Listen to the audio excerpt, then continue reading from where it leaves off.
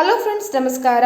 ನಾಡುನುಡಿ ಲೈವ್ಗೆ ಸ್ವಾಗತ. ಸ್ನೇಹಿತರೆ, ಅಂಚೆ ಕಚೇರಿಯಲ್ಲಿ ಉಳಿತಾಯ ಖಾತೆ ಹೊಂದಿದ್ದವರಿಗೆ ಇದೀಗ ಮಹತ್ವದ ಸುದ್ದಿಯೊಂದು ಇದೆ.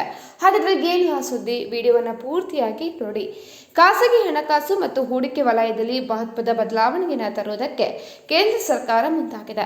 ಅಂಚೆ ಕಚೇರಿ ಉಳಿತಾಯ ಹೊಸ ಯೋಜನೆಗಳಿಗೆ ಸಂಬಂಧಿಸಿದಂತೆ ಹೊಸ ನಿಯಮಗಳನ್ನು ಜಾರಿಗೊಳಿಸಿದೆ. ಇನ್ಮುಂದೆ ಅಂಚೆ ಕಚೇರಿಯಲ್ಲಿ ಯಾವುದೇ ಪ್ರಮುಖ ಹಣಕಾಸಿನ ವಹಿವಾಟನ್ನು ನಡೆಸೋದಕ್ಕೆ ಪಾನ್ ಕಾರ್ಡ್ ಅನ್ನು ಕಡ್ಡಾಯ ಮಾಡಲಾಗಿದೆ. ಆದಾಯ ತೆರಿಗೆ ನಿಯಮಗಳು 2026ರ ಅಡಿಯಲ್ಲಿ ಹೊಸ ಬದಲಾವಣೆಯನ್ನು ಮಾಡಲಾಗಿದ್ದು, ಅಂಚೆ ಕಚೇರಿಯಲ್ಲಿ ಹಣ ಠೇವಣಿ ಇಡುವುದು ಅಥವಾ ಹಿಂಪಡೆಯುವ ಸಂದರ್ಭದಲ್ಲಿ ಗ್ರಾಹಕರು ತಮ್ಮ ಪಾನ್ ಸಂಖ್ಯೆಯನ್ನು ನೀಡುವುದು ಈಗ ಅನಿವಾರ್ಯವಾಗಿದೆ. ತೆರಿಗೆ ಪಾವತಿಯಲ್ಲಿ ಪಾರದರ್ಶಕತೆಯನ್ನು ತರಲು ಮತ್ತು ಹೂಡಿಕೆಗೆ ಮೇಲೆ ನಿಗಾ ಇಡಲು ಕೇಂದ್ರ ಸರ್ಕಾರ ಈ ಕ್ರಮವನ್ನು ಕೈಗೊಂಡಿದೆ. ಒಂದು ವೇಳೆ ಗ್ರಾಹಕರು ಪಾನ್ ಕಾರ್ಡ್ ಹೊಂದಿಲ್ಲ ಆದರೆ ಅವರು ಆತಂಕ ಪಡುವ ಅಗತ್ಯ ಇಲ್ಲ. ಅಂತವರಿಗಾಗಿ ಸರ್ಕಾರ ನಮೂನೆ 97 ಫಾರ್ಮ್ ಅನ್ನು ಪರಿಚಯಿಸಿದೆ. ಪಾನ್ ಕಾರ್ಡ್ ಇಲ್ಲದವರು ಈ ಫಾರ್ಮ್ ಅನ್ನು ಭರ್ತಿ ಮಾಡಿ ಅದರಲ್ಲಿ ತಮ್ಮ ಹೆಸರು, ವಿಳಾಸ ಮತ್ತು ವಹಿವಾಟಿನ ಮೊತ್ತದ ವಿವರಗಳೊಂದಿಗೆ ಅಗತ್ಯ ಗುರುತಿನ ಚೀಟಿಯನ್ನು ಸಲ್ಲಿಸಿ ವ್ಯವಹಾರವನ್ನು ಮಾಡಬಹುದು.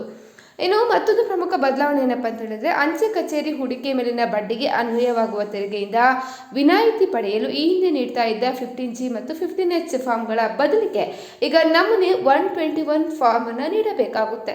ವರ್ಷಕ್ಕೆ ಯಾವುದೇ ತೆರಿಗೆ ಪಾವತಿಸುವ ಅಗತ್ಯವಿಲ್ಲದ ಆದಾಯ ಹೊಂದಿದ್ದವರು ಮತ್ತು ಈ ಫಾರ್ಮ್ ಅನ್ನು ಸಲ್ಲಿಸಿ TDSನಿಂದ ತಪ್ಪಿಸಿಕೊಳ್ಬಹುದು.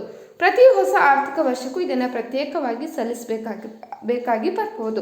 ಈ ಹೊಸ ನಿಯಮಗಳು ಕೇವಲ ಉಳಿತಾಯ ಖಾತೆಗಳಿಗೆ ಮಾತ್ರವಲ್ಲದೆ ಸ್ಥಿರ ಠೇವಣಿ ಖಾತೆ ತೆರೆಯುವಿಕೆ ಮತ್ತು ದೊಡ್ಡ ಮೊತ್ತದ ಹಣ ಹಿಂಪಡೆಯುವಿಕೆಗೂ ಕೂಡ ಅನ್ವಯವಾಗುತ್ತೆ.